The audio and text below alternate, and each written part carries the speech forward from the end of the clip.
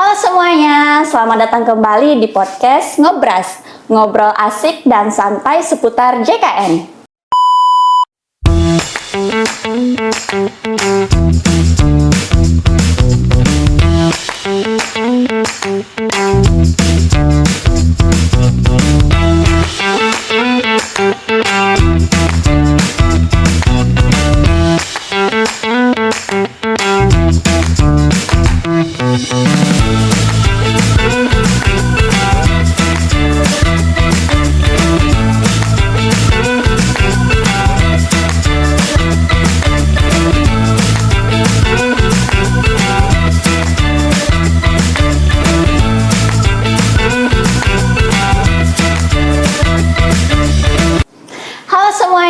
Selamat datang kembali di podcast Ngobras, ngobrol asik dan santai seputar JKN. Kembali lagi bersama saya, Dian, sebagai host di podcast Ngobras kali ini. Dan tentunya siang hari ini saya ditemani oleh narasumber kita, yaitu Karyanti. Halo Karyanti, selamat siang.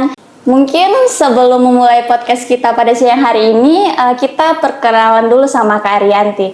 Mungkin Kak Arianti boleh perkenalan dulu untuk di BPJS Kesehatan sebagai staf apa dan kegiatannya sehari-hari apa? Halo Kakak Dian, halo Sobat Ngobras JKN, salam kenal, saya Rianti.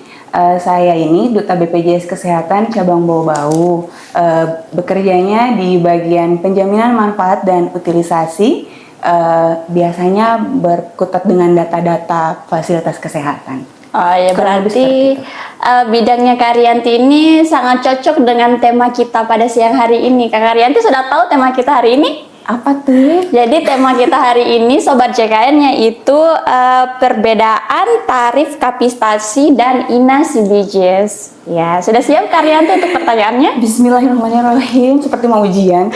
Jadi pertanyaan pertama.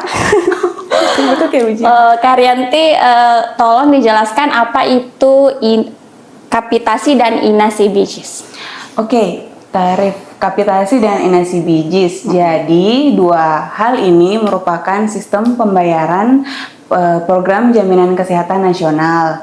Nah, kita mulai dulu dari kapitasi nih. Iya. Kalau kapitasi itu pembayaran yang diberikan kepada fasilitas kesehatan tingkat pertama atau FKTP seperti puskesmas, dokter keluarga ataupun klinik-klinik.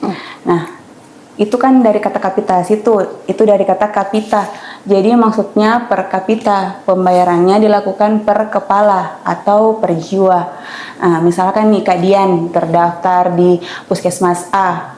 Nah, di situ pembayarannya ke puskesmasnya itu menghitung Kak Dian, entah itu Kak Dian berobat ataupun tidak datang berobat, itu tetap dibayarkan.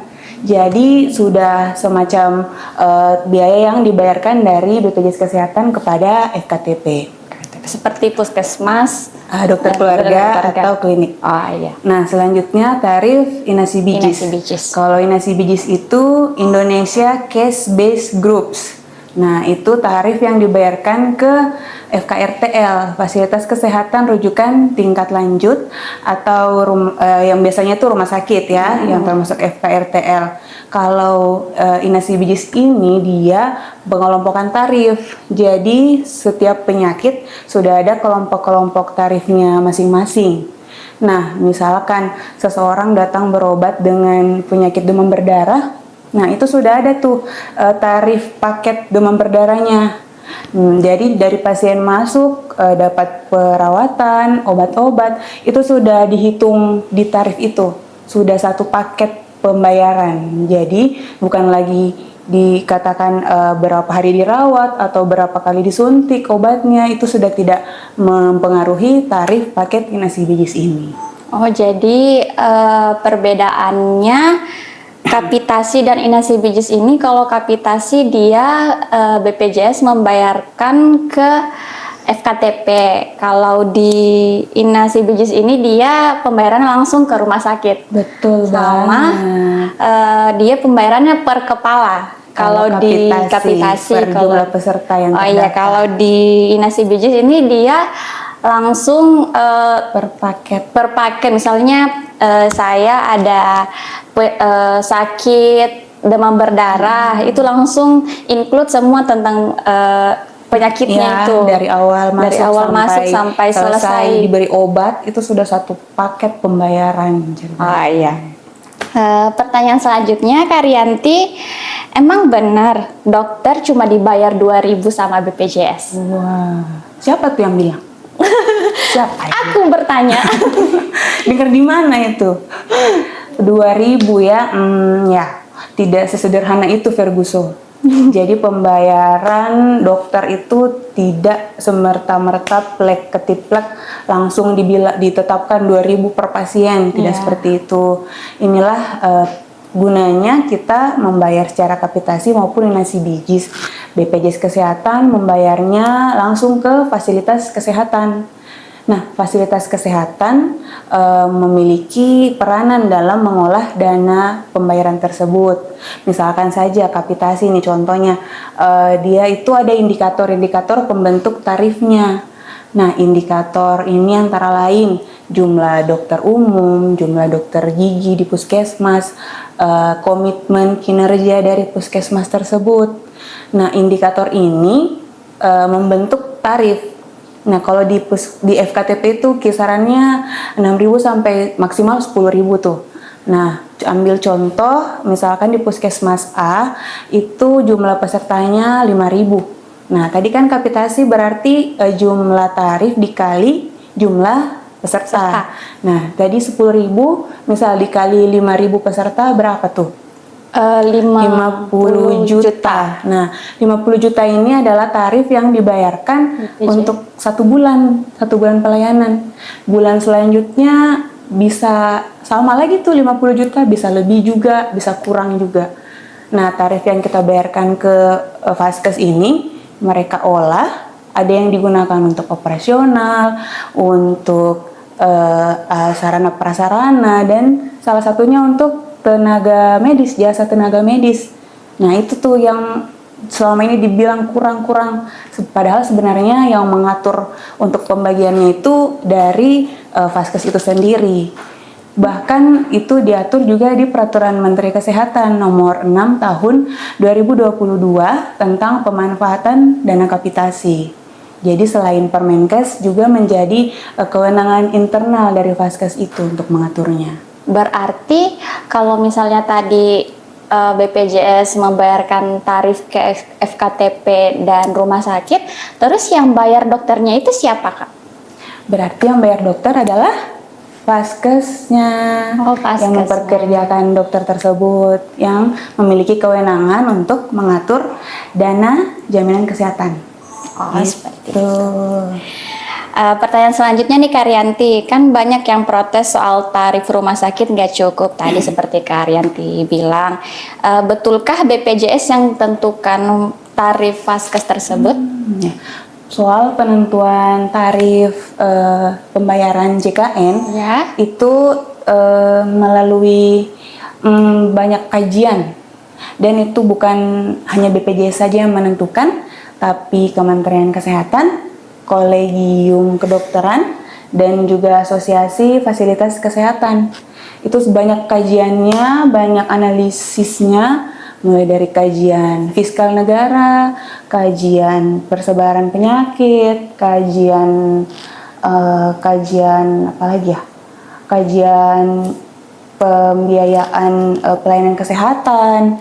Jadi semua itu membentuk dituangkannya dalam Permenkes nomor 3 tahun 2023 standar tarif pelayanan JKN. Jadi sudah ada diatur tentang diatur tarif dalam inasi biji dan juga kapitasi. Berarti bukan BPJS ya, bukan cuma bukan BPJS sendiri yang menentukan udah tarif ada itu, pemirsa. Aturannya sobat JKN. Sobat JKN. Nah, yang kembali lagi soal kapitasi dan inasi bijis tadi, sebenarnya kenapa sih harus dibedakan antara tarif di FKTP dan di rumah sakit? Padahal kan sama-sama tempat berobat. Gimana? Ya? Kenapa dibedakan? Kenapa dibedakan tarif di FKTP dan di FKRTL? Iya. Jadi lebih karena beda juga nih pendekatan penanganan kepada masyarakatnya dari dua Vaskes ini. Kalau FKTP itu kan ceritanya lebih lebih ke edukasi pasien, promotif preventif, sosialisasi, pencegahan penyakit. Jadi ceritanya diberikan sistem pembayaran yang lebih sederhana, di mana dibayarkan uang bulanan, ceritanya uang bulanan tiap bulan ke FKTP tersebut, sehingga mereka lebih leluasa untuk mengolah dana tersebut. Jadi ceritanya tidak ribet gitu loh penagihan untuk klaimnya ceritanya. Jadi dia per bulan diberikan kepada sama-sama sih per bulan. Cuman ceritanya lebih ringkas dengan membayarkan cukup dikali jumlah peserta saja, seperti itu bahasa singkatnya. Nah, ceritanya seperti itu. Kalau di rumah sakit mereka lebih kompleks diagnosanya, kan ceritanya spesialistik nih. Oh iya, kalau di FKTP kan hanya dokter umum ya. Iya, dokter umum. Kalau di rumah sakit kan dokternya banyak, ada dokter spesialis. Ya. Betul. Jadi lebih kompleks diagnosa penyakitnya, maka dibutuhkan juga sistem pembayaran yang bisa mencakup diagnosa dan prosedur yang banyak itu, yang sudah spesialistik itu. Makanya dibuatkanlah sistem paket. Mengapa dibuat sistem paket? Untuk meningkatkan mutu layanan. Jadi pihak rumah sakit akan berpikir nih, oh saya akan memberikan pelayanan terbaik sehingga pasien bisa sembuh tepat waktu, ceritanya tepat sasaran dengan paket biaya yang sudah ditetapkan. Sebelumnya. Jadi kan per paket. Itu. Jadi dari awal sampai selesai pelayanannya. Iya, betul. Wah. Dan menghindarkan juga dari itu loh yang pasien dirawat inapkan lama-lama. Padahal sebenarnya udah sembuh tapi dikasih rawat lama-lama, tujuannya untuk meningkatkan tarif. Kalau zaman dulu kadang ditemui seperti itu. Oh, jadi kenapa biasa pasien itu cepat pulang, itu memang sudah saatnya pulang?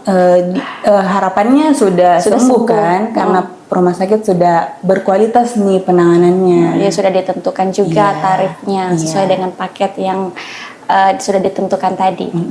Oke. Selanjutnya Kak Rianti, apa saja keuntungan kapitasi dan inasi bijis bagi vaskesnya? Keuntungan kapitasi dan inasi bijis bagi vaskes. Mungkin satu-satu dulu. Kalau untuk FKTP seperti tadi sudah sempat disebut, ada uang bulanan setiap bulannya. Jadi lebih mudah pemanfaatan biaya kapitasi tersebut. Tentu saja juga mendorong mereka untuk meningkatkan komitmen kinerjanya, sehingga semakin baik komitmen kinerjanya, semakin tinggi juga tarif kapitasinya. Kalau ke rumah sakit FKRTL itu lebih ke bisa memberikan pelayanan yang efisien, yang efektif, lebih mengutamakan mutu, serta menghindarkan dari over treatment. Itu tadi yang saya bilang, yang sebenarnya pemeriksaannya tidak diperlukan tapi diada-adakan gitu loh. Dengan adanya sistem pembayaran seperti ini, sudah ada paketannya, jadi rumah sakit tidak bisa lagi melakukan over treatment itu, over utilisasi itu. Tadi Kak Rianti sempat bahas pelayanan. Untuk tarif kapitasi yang mencakup pelayanan apa-apa saja? Kalau tarif kapitasi mencakup pelayanan apa saja? Untuk tarif kapitasi mencakup pemeriksaan dasar, pemeriksaan umum di FKTP, pengobatan ringan, bahkan KB, imunisasi, obat-obatannya, promotif preventifnya, screening penyakit kronis, juga segala macam yang berhubungan dengan edukasi kesehatan ke masyarakat. Termasuk ya? Iya. Kalau di inasi bijis mencakup pelayanan apa saja, Kak? Nah, kalau inasi bijis sama, lebih luas lagi malah. Dia mulai dari pasien datang, itu administrasi, konsul dengan dokter, pemeriksaan penunjang, laboratorium, terapi, bahkan jika diperlukan tindakan bedah, semua itu juga akan dijaminkan. Bahkan hingga konsul setelah bedahnya juga Masih dijaminkan. Semuanya asalkan sesuai prosedur dan sesuai indikasi medis. Oke. Jadi terkait gunjang-ganjing tarif pelayanan JKN yang katanya kecil ini, dari data yang ada ternyata makin tahun makin meningkat jumlah vaskes mitra BPJS Kesehatan. Nah, menurut Karyanti, kenapa hal ini bisa terjadi? Meningkat. Jadi mitra vaskes meningkat ya? Iya. Oke. Mitra vaskes BPJS. Jadi sebenarnya kan program JKN ini universal health coverage. Jadi dia cakupan semesta nih. Nah, di Indonesia saja sampai sekarang ini sekitar 98% penduduknya itu sudah tercover oleh Jaminan Kesehatan Nasional program JKN. Tentu saja ini merupakan daya tarik utama ya bagi mitra provider fasilitas kesehatan, karena tentu saja pasiennya sudah jelas, sudah banyak. Otomatis nanti yang kalau memang jadi mitra kan yang berobat juga bakalan banyak kan. Iya. Terus yang kedua, BPJS itu alur pembayarannya kan jelas. Nah, ini kapitasi dan inasi bijis ini. Jadi kayak tidak neko-neko begitu. Dan tentu saja alur pembayarannya juga transparan. Jadi saya rasa itu sudah cukup untuk menjadi daya tarik para fasilitas kesehatan untuk bergabung dengan BPJS Kesehatan. Oke. Terakhir ya Karyanti, apa manfaat atau keuntungan yang diberlakukan perbedaan tarif kapitasi dan inasi bijis ini bagi pasien JKN itu sendiri? Bagi manfaat inasi bijis dan kapitasi bagi pasien JKN, bagi pasien JKN, tentu saja ini menjadi bisa memberi vaskes itu bisa memberikan pelayanan yang efisien. Si pasien bisa mendapatkan pelayanan yang bermutu begitu dari baik itu FKTP maupun FKRTL. Nah, misalkan dia bisa berobat dengan mudah gitu loh di FKTP, sudah berobat dengan gratis, penanganannya juga bermutu. Kalaupun perlu dirujuk, tinggal dirujuk ke rumah sakit. Jadi memudahkan si pasien peserta JKN ini dan juga akses. Nah, dengan adanya sistem pembayaran ini, lebih banyak yang mau bekerja sama, maka mudah tuh akses berobat bagi peserta JKN dari desa sampai kota, semua tersedia. Seperti itu. Jadi Sobat JKN sudah tahu ya perbedaan kapitasi, tarif kapitasi dan inasi bijis. Mungkin sebelum penutup, Karyanti ada closing statement atau pesan-pesan penting untuk Sobat JKN di luar sana? Closing statementnya terkait materi hari ini saja kali ya. Iya. Jadi kita ibaratkan sistem kapitasi dan inasi bijis itu seperti kaki dari program JKN. Yang satunya menopang di FKTP, fasilitas kesehatan tingkat pertama, yang satunya lagi menopang di rumah sakit. Jadi kedua hal ini merupakan hal yang penting dan merupakan pilar dari program Jaminan Kesehatan Nasional. Oke, sudah cukup? Cukup deh. Oke, begitulah Sobat JKN.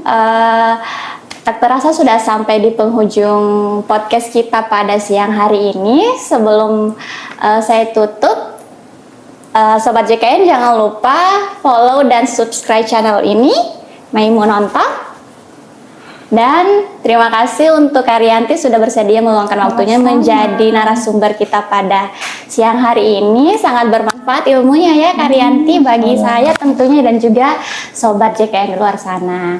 Jadi Sobat JKN, sampai jumpa di podcast selanjutnya. See you!